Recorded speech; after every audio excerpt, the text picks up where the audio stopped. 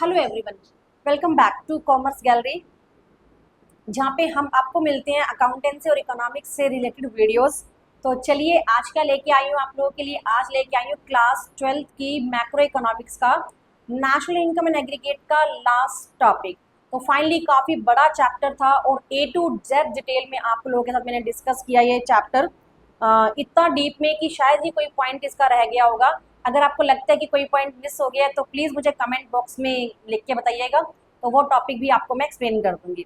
चलिए यहाँ पे हम लोग लास्ट टॉपिक लेके आए हैं आज आप लोगों के लिए। इससे पहले टॉपिक स्टार्ट करें, एक छोटी सी रिक्वेस्ट है कि प्लीज़ जाके इस चैप्टर के प्रीवियस वीडियोस को वॉच करें, बिकॉज ये चैप्टर बेस है नेशनल इनकम यूनिट का। ओनली 10 to 50 मिनट्स की वीडियोस बनाई गई है जिसमें कॉन्सेप्ट को क्लियरली एक्सप्लेन किया है आप लोगों के लिए। तो छोटा सा रिक्वेस्ट है कि प्लीज़ जाके देखिए, अदरवाइज आपको आज का टॉपिक जो है मे भी इतना समझ में ना आए। तो चलिए शुरुआत करते हैं आज के टॉपिक की। टॉपिक का नेम है national income at current year prices and constant prices.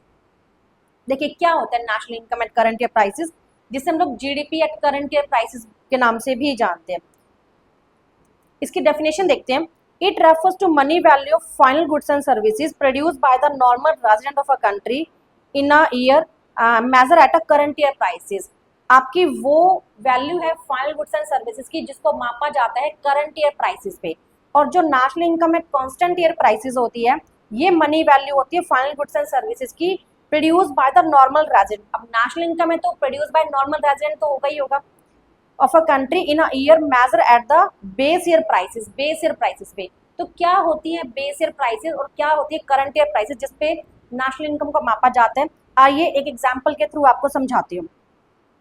देखिए ये टेबल है एक मेरे पास जिसमें मैंने नॉमिनल जीडीपी को कैलकुलेट करके दिखाया है। सबसे पहले हम लोगों ने एक कॉन्सेप्ट लिया है कि मान लीजिए देश के अंदर क्या है, व्हीट का प्रोडक्शन हो रहा है 100 kg जो कि 10 रुपीज़ के हिसाब से। नेक्स्ट आप लोग देखें कि जो राइस है 200 kg प्रोडक्शन हो रहा है 20 रुपीज़ के हिसाब से।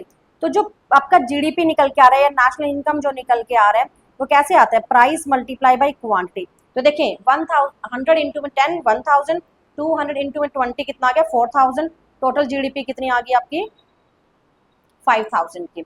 अब सेम देखें, ये हम लोग बात कर रहे हैं आपके पास 2016 की और ये हम बात कर रहे हैं 2026 की। देखिए व्हीट का प्रोडक्शन सेम है 100 kg, राइस का प्रोडक्शन भी सेम है, लेकिन कीमतें तो बढ़ेंगी ना। ऐसा तो पॉसिबल नहीं है कि प्राइस ना बढ़े, तो प्राइस तो बढ़ेगा ही बढ़ेगा। तो पहला आपका मल्टीप्लाई किया 100 इंटू में 40 तो 4000, फिर हमने किया 200 इंटू में 60 12000, टोटल जीडीपी आ गई 16000। तो यहाँ पे आपकी जीडीपी बढ़ी हुई दिखाई दे रही है, लेकिन आप एक चीज नोटिस कर पा रहे हैं कि प्रोडक्शन नहीं बढ़ा, आपका प्रोडक्शन इंक्रीज नहीं हुआ है। लेकिन यहीं पे अगर मैं बात करूं कि जब आपकी जीडीपी या नेशनल इनकम को मेजर किया जाता है बेस ईयर प्राइस के ऊपर, तो हमने यहाँ पे एक एग्जांपल लिया है कि जो व्हीट है आपके पास, सेम एग्जांपल है कि व्हीट 100 kg है 200 है, तो 10 और 20 से मल्टीप्लाई किया तो मेरे पास ये आ गया 5000 2016 में 2016 में। अब हम बात करते हैं 2026 की। 2026 में क्या है, अब हम लोग मेजर कर रहे हैं बेस ईयर प्राइस पे। तो हमने क्या किया, प्राइस हम लोग 16 वाले लेंगे। खड़े आप लोग 2026 में हो, लेकिन प्राइस हमने कौन से लिए 16 वाले लिए जो कि 10 और 20 रुपीज़ के हैं। अब यहाँ पे आपकी जीडीपी तो ही बढ़ी हुई दिखाई देगी अगर प्रोडक्शन बढ़ा तो, अदरवाइज जीडीपी बढ़ी हुई दिखाई नहीं देगी। जबकि नॉमिनल जीडीपी या फिर GDP at current year prices में क्या हो रहा है कि आपकी जीडीपी प्राइसेस की वजह से कई गुना बढ़ी हुई दिखाई दे रही है। तो यहाँ पे देखिए प्रोडक्शन हो गया 200, ही हो गया 400, तो आपकी जीडीपी टोटल आ गई 16000 की जब आप लोगों ने मल्टीप्लाई किया प्राइस मल्टीप्लाई बाय क्वांटिटी। तो इसे हम लोग बोलते हैं GDP at current year prices, जहाँ पे जीडीपी कई गुना बढ़ी हुई दिखाई देती है क्योंकि प्राइस बढ़ गए। लेकिन GDP at a base year price में प्राइस नहीं बढ़े, प्राइस हमने प्रीवियस ईयर के लिए। और अगर क्विंटल यानी क्वांटिटी बढ़ेगी तो ही आपकी जीडीपी बढ़ी हुई दिखाई देगी। तो इसी को हमने बोला करंट ईयर प्राइसेस और कांस्टेंट प्राइसेस। नेक्स्ट देखते हैं, जो आपका national income at current year prices होता है या जीडीपी जो मैं बोल रही हूँ आपको बार बार, वो एक अच्छा मेजर नहीं होता इकोनॉमिक ग्रोथ चेक करने का, जबकि बेस ईयर प्राइस वाला या कांस्टेंट प्राइस वाला एक अच्छा मेजर माना जाता है।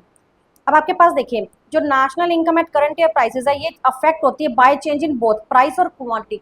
तो प्राइस भी चेंज होता है और क्वांटिटी भी चेंज होती है, चेंज हो भी सकती है और नहीं भी। अपने एग्जांपल में मैंने क्वांटिटी को चेंज नहीं किया। और it is affected by both in change by the quantity only, सिर्फ क्वांटिटी में चेंज हुआ तो ही अफेक्ट होएगी ये। अब आपके पास कंपैरिजन की बात करूँ तो सूटेबल टूल नहीं है करंट ईयर प्राइसेस कैलकुलेशन वाला, लेकिन जो बेस ईयर प्राइस निकालते हैं वो जनरली आपका अच्छा मेजर माना जाता है।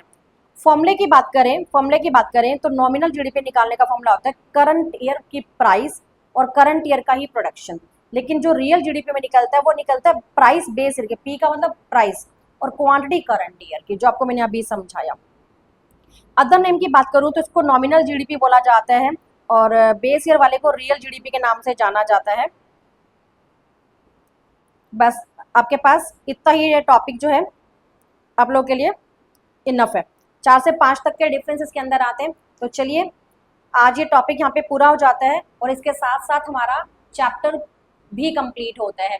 तो A to Z पूरे चैप्टर के बारे में डिटेल हम लोगों ने इस चैप्टर की डिस्कस कर ली है। तो आपसे छोटी सी रिक्वेस्ट है, इतनी मेहनत करके आप लोगों के लिए वीडियोस लेके आते हैं और ये सारे के सारे अपने नोट्स को मैंने कलरफुल थिंग्स के अंदर कन्वर्ट करने का काम किया हुआ है और आप लोगों के सामने वीडियोस की फॉर्म में पेश किया। तो भाई टाइम भी लगता है और एफर्ट्स भी। तो प्लीज़ अगर आप लोग वीडियोस को वॉच करते हो तो वीडियोस को लाइक करके जाया करें। मिलती हूँ किसी नए चैप्टर के साथ आपको अपने नेक्स्ट वीडियो में। Till then thank you so much.